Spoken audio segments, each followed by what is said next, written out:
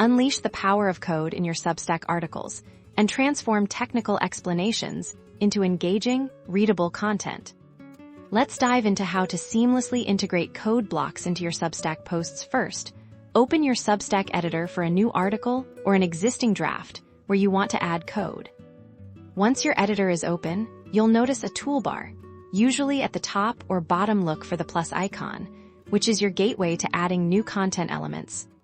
Click on that plus icon, a menu of content options will appear. Scroll through this menu until you find the code or code block option. It's often represented by a symbol that looks like angled brackets.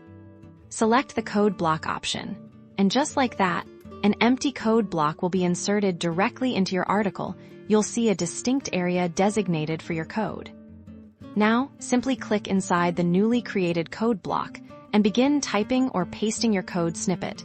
The Substack editor is designed to format your code automatically, making it clear and readable for your audience. As you type, notice how the syntax highlighting colors your code.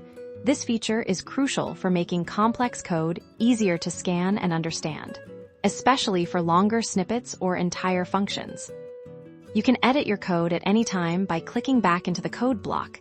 This is also where you can paste larger sections of code that you've prepared elsewhere. Once you're happy with your code, simply publish your article. Your readers will now see your code presented cleanly within the post, enhancing your technical tutorials and explanations. Mastering code blocks in Substack is a simple yet powerful way to elevate your content and provide incredible value to your readers. Happy coding and happy writing.